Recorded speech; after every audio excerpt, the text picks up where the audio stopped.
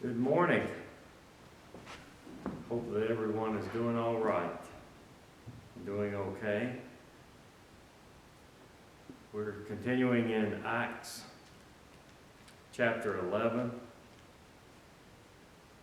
with some thoughts about things that are going on, activity that was going on in Antioch, and Gentiles were being saved, and the news reaches Jerusalem.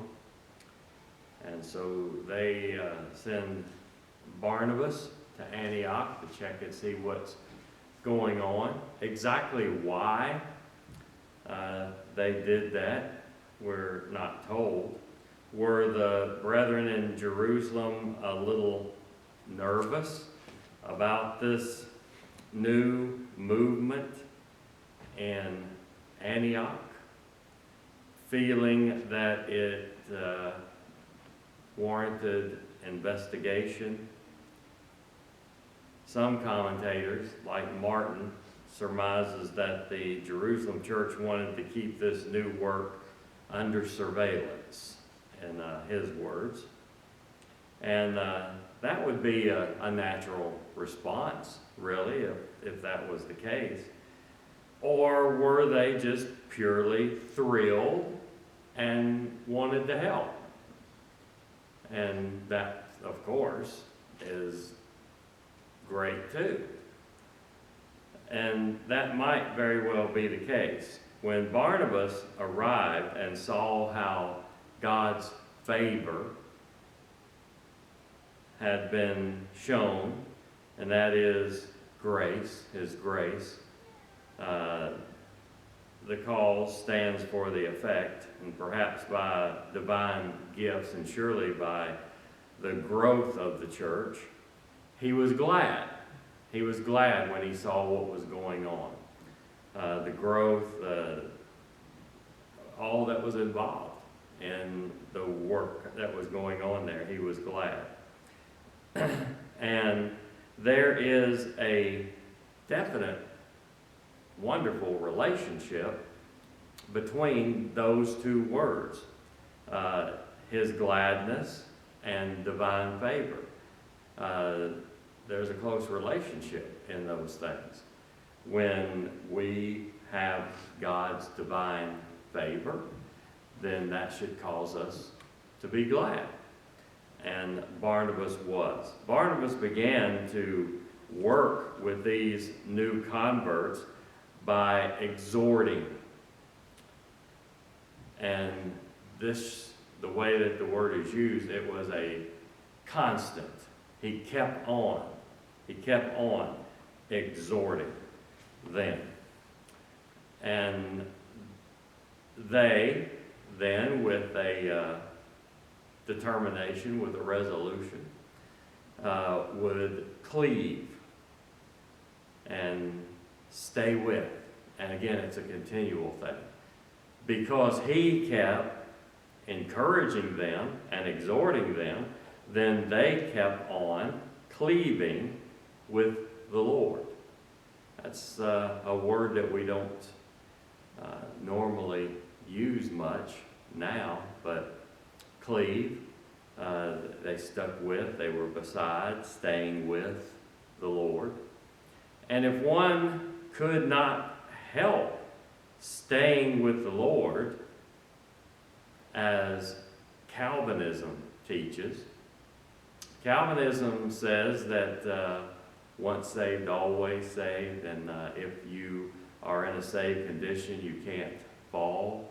So it's interesting then, if that is the case, if Calvin is right in that, then, why did they need this persistent exhortation? Why did Barnabas keep on exhorting them if they were in a condition where they could not fall from, and that nothing could go wrong? They would always be in that. And Luke again pays a high tribute to Barnabas, likely explaining why he was so effective in his role and why the Jerusalem church made the wisest choice that they probably could have made. in sending him. He was a good man. He was a good man and full of the Holy Spirit and of faith. And as a result of the co-labor of Barnabas and the saints at Antioch, many were added to the Lord. And when one turns to the Lord in obedience, then the Lord will add him to the family. Acts 2, verse 41, and Acts chapter 2, and verse 47. But again, the interesting part here is that Barnabas kept on exhorting them. We need that. We're not in a condition when we become a Christian where we cannot fall. We need constant exhortation. And Barnabas gave that to them, and because of that, they kept on staying with the Lord. That's the way it works. Calvin was wrong in his way of thinking.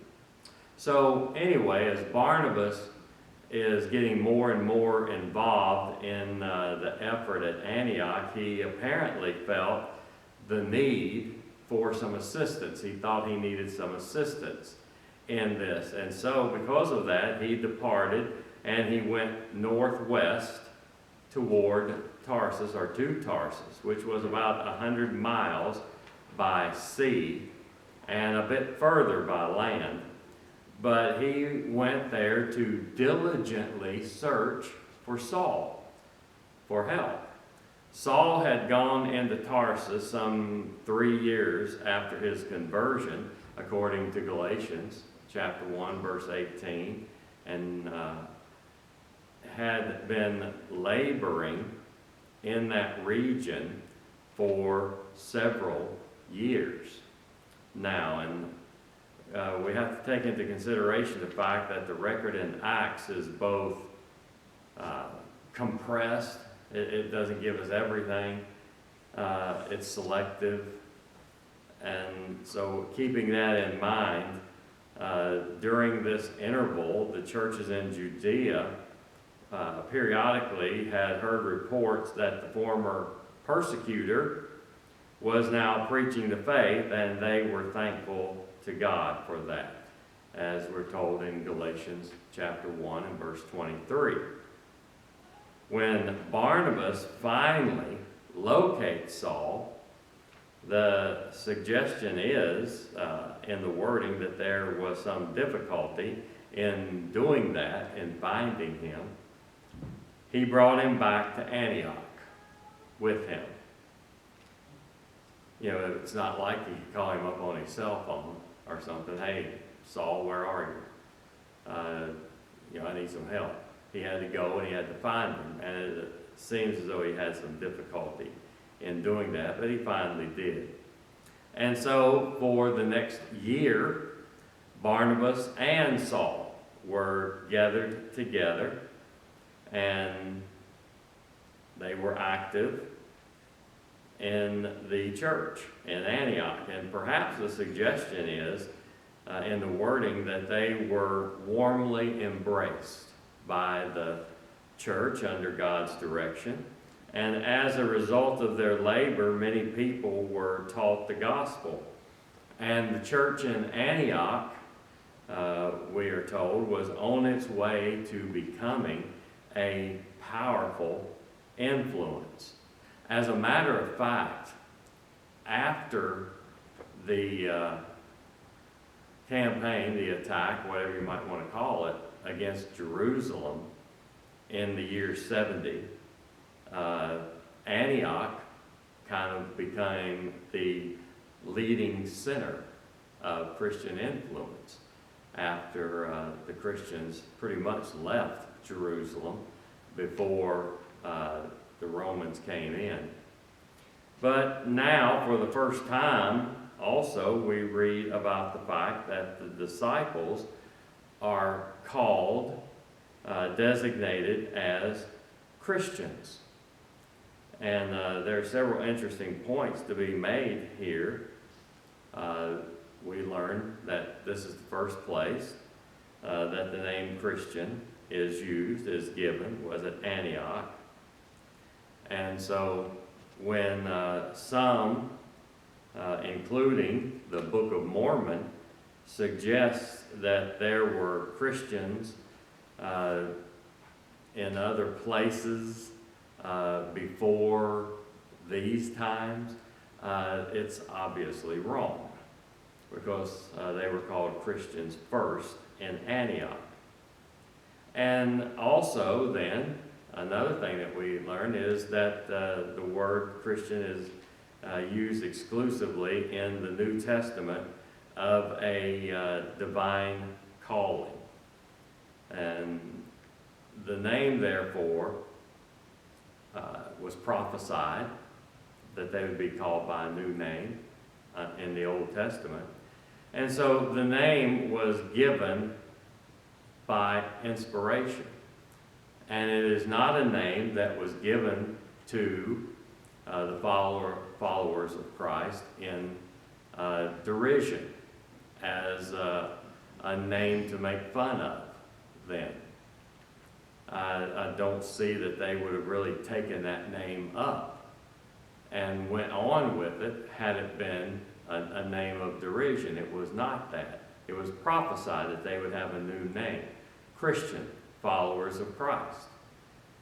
And as those who are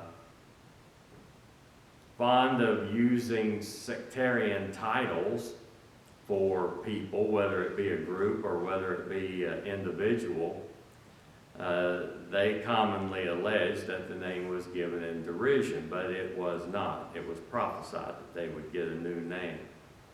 And thirdly, the basic meaning of called is to transact business. So they were called Christians because their primary business was following Christ. And it still should be our primary objective. Our primary business should still be following Christ.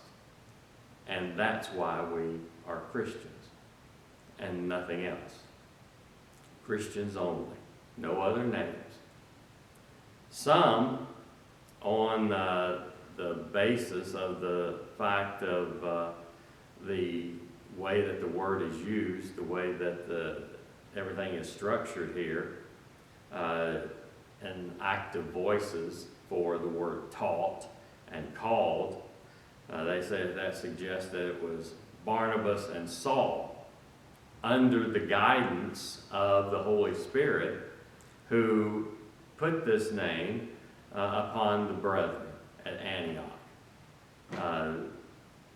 And that shows that that's very highly likely in the way that the sentences are structured here, that Barnabas and Saul gave this name, Christian, to the brethren in Antioch. And most understand, however, that the active form called to yield a passive sense were called, as in Romans 7:3. But still, if the disciples were divinely called Christians, then the name must have been conveyed in some way, in some fashion, and the use of Barnabas and Saul might well have been the means that was done. Now looking at verses 27 through 30. Now in these days there came down prophets from Jerusalem unto Antioch, and there stood up one of them named Agabus, and signified by the Spirit that there should be a great famine over all the world, which came to pass in the days of Claudius. And the disciples, every man according to his ability, determined to send relief unto the brethren that dwells in Judea, which also they did, sending it to the elders by the hand of Barnabas and Saul. Now this too is a very interesting few verses, but as Barnabas and Saul labored at Antioch, certain prophets came down from Jerusalem. Now, somebody might look at the map and say, now, hold on here, came down. Antioch is north of Jerusalem, but Antioch is lower in elevation than Jerusalem. So therefore, the term came down, because they went from a higher elevation to a lower elevation, even though it was going north. So the designation is precise in the way that it is used. But one of these men was named Agabus, and this suggests signified. It says that he's signified, and that suggests some form of some sort of a sign. By the power of the Holy Spirit, he showed some sign that the Holy Spirit said that there would be a great famine. Not a particular famine, but a famine that is going to be rather large in scale and would affect all the world, it says. Now, during the time of Claudius, who, of course, was the Caesar, world is the Greek word which represents the Roman Empire. So, over all the Roman Empire, this was going to take place as viewed by the writer Luke. And Luke later on confirms that this word that's used, which represents the Roman Empire, world, as viewed by the writer in other passages as well, like Luke 2 and verse 1 and other places. But Luke later affirms that the prediction was fulfilled in the days of Claudius. And Claudius is the only Caesar named by a New Testament writer. And he reigned from AD 41 to AD 54. And the historians, Suetonius and Tacitus and Josephus, all mention famines during this time period. Suetonius speaks of the reign of Claudius as being characterized by continual scarcity, is his word.